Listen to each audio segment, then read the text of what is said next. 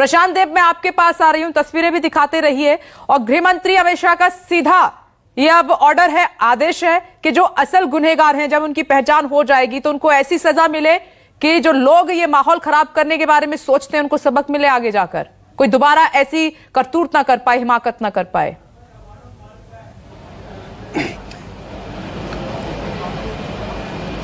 देखिए विपनेश, जो आदेश आया है, जो निर्देश आया है, वो अब अखबारों में भी है, पब्लिक डोमेन में भी है, और ये तसल्ली लोगों को इससे होनी चाहिए और यही होना चाहिए। जो निर्देश दिए गए हैं कि सख्ती से कार्रवाई की जाए, उसमें कुछ जुलूस वाले भी हैं, उसमें उपद्रव करने वाले भी हैं, उसमें पुलिस वाले भी हैं, और उसमें जो इस मामले को, जो झगड़े को दंगाई शक्ल दे करके अपनी रोटी, राजनीतिक रोटी सेकने वाले जो ऐसे नेता हैं, उनको भी ये उसमें शामिल करना चाहिए। क्योंकि जब भी देखा इसको जो है दो समुदाय के झगड़े को, दो समुदाय का दंगा बता करके उसको रंग दे करके अपनी राजनीति जो लोग कर रहे हैं उनको इससे बाज आना चाहिए। क्योंकि यहाँ पे जो लोग हैं हमेशा से जहांगीरपुरी में मिल बांट के रहते हैं, आराम से शांति से रहते हैं। झगड़ा हुआ उसे समझाया, कोई ऐसा ही बात नहीं कर रहा है जिससे कि जो भी हुआ उससे आपस में दोनों समुदाय के बीच में अगर कोई ऐसी बात है तो उसको आके समझाया जाए, बुझाया जाए, उनको ठीक किया जाए। सिवाय इसके कि अगर कोई ऐसा बयान आता है जिससे किसी भी समुदाय में कोई बात भड़कती है तो इससे बड़ा गुनाह, इससे बड़ी गलती किसी की नहीं हो सकती है।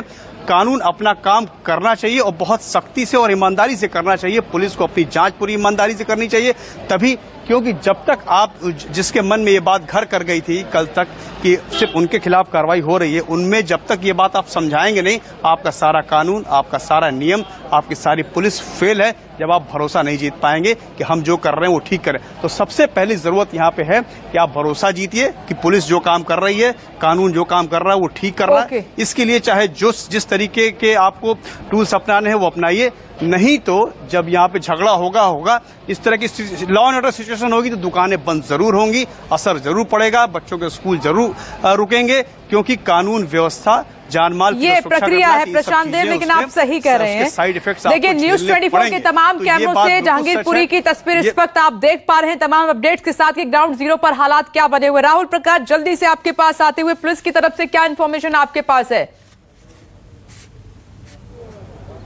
तस्वीर दिखाते रहिए, बताते रहिए।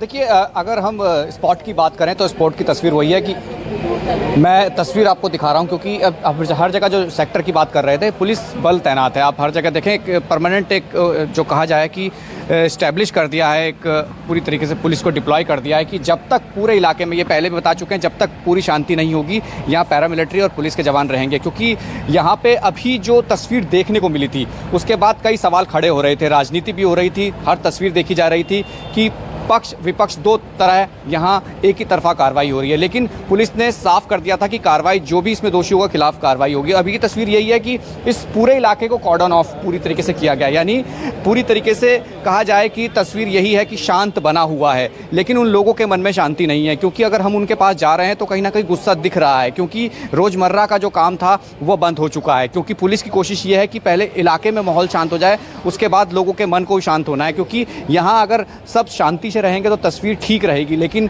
अभी यही कहा जा सकता है कि जो डिप्लॉयमेंट है ये पुलिस की, उसको देख के आप समझ सकते हैं कि किस तरीके की जो तस्वीर है इस इलाके में है। क्योंकि इस इलाके में ही वो दंगा शुरू हुआ, या इलाके की ही तस्वीर बदलती चली गई। बात अगर हम जांच की करें, इन्वेस्टिगेशन की करें, गिरफ्तारियों की करें, क्राइम ब्रांच इसको सीक्वेंस के साथ गिरफ्तार कर रहा है। जो मेन इसके आरोपी हैं उनके लिए अब उनकी जो टीम है उन पर काम कर रही है कि किस तरीके से इन्होंने साजिश रची होगी। क्योंकि एकाएक पत्थर आ जाना, बोतलें फोड़ना, आगजनी करना और इतनी संख्या में लोगों का आ जाना, ये सबसे बड़ा सवाल चल रहा था। पुलिस इसी सीक्वेंस में काम कर रहा है, क्योंकि अंसार का जिस तरीके का डिटेल निकल कर आ रहा है, क्योंकि मुख्य आरोपी वही था, क्योंकि उसको पहले पुलिस ने वापस भेजा, फिर वो लोग लेके आया। ये भी समझ में आ रहा है कि कुछ लोगों ने उसे पहले ही कॉल करके बताया था। ये भी पुलिस जानकारी के अनुसार यही है कि कुछ लोगों ने उसे कॉल किया कि एक भीड़ आ रही है, भीड़ यानी शोभा यात्रा आ रही है, अब तैयार रहिए। यानी अगर इस तरीके की बातें हैं तो प्लानिंग हो सकती है। तो ऐसे में जो जाँच है वो उस दौर से होते हुए आगे निकल रही है, और जो कड़ियाँ इसमें जोड़ रही हैं उसमें ये कहा जा सकता है कि कई ऐसी अहम गिरफ्तारियां हैं, कई ऐसे खुलासे हैं जो सामने आएंगे, क्योंकि इस